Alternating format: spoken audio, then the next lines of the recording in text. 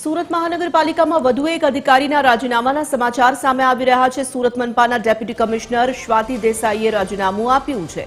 Deputy કમિશનરે મનપા કમિશનરને રાજીનામું સોંપ્યું। ડેપ્યુટી કમિશનર પદેથી રાજીનામું આપતા અનેક તર્ક વિતર્ક સર્જાયા છે। પારિવારિક કારણોસર રાજીનામાનો નિર્ણય લીધો હોવાનું જણાવ્યું છે। સ્વાતિ દેસાઈની નિમણૂક ડેપ્યુટી કમિશનર તરીકે ચેપ્ટર પ્રોવિઝન અંતર્ગત કરવામાં આવી હતી।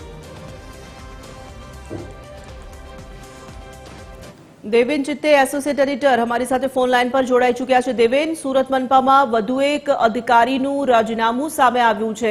શું જાણકારી છે આ સમગ્ર મામલે?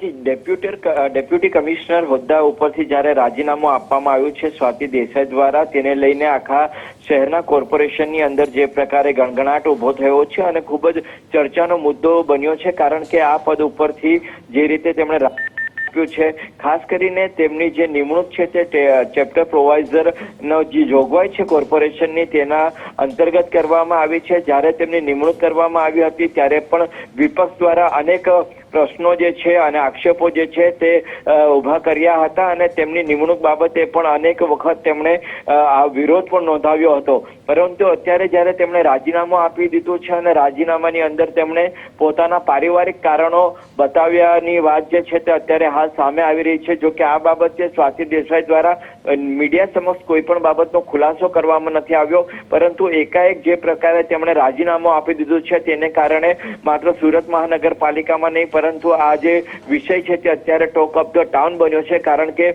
સ્વાતિ દેસાઈને એક સક્ષમ અધિકારી તરીકે જોવામાં આવતા હતા અને તેને કારણે તેમને સેક્રેટરી પદેથી તેમનું પ્રમોશન આપીને તેમને ડેપ્યુટી કમિશનર પદ જે છે તે આપવામાં આવ્યું હતું। પરંતુ અત્યારે જ્યારે તેમણે આજે રાજીનામું આપ્યું છે તેની પાછળના ખરેખર કયા કારણો છે તે અંગે હજી સુધી કોઈ ખુલાસો થયો નથી, પરંતુ રાજીનામાની જેમાં એમણે પોતે જે રીતે લેખિતમાં આપ્યું છે તેમાં તેમણે પારિવારિક કારણ બતાવ્યું છે। જો કે આ અંગે હજી પણ અનેક તર્ક વિતર્કો થઈ રહ્યા છે કે કયા કારણસર તેમને એકાએક આ રાજીનામું આપી દીધું છે।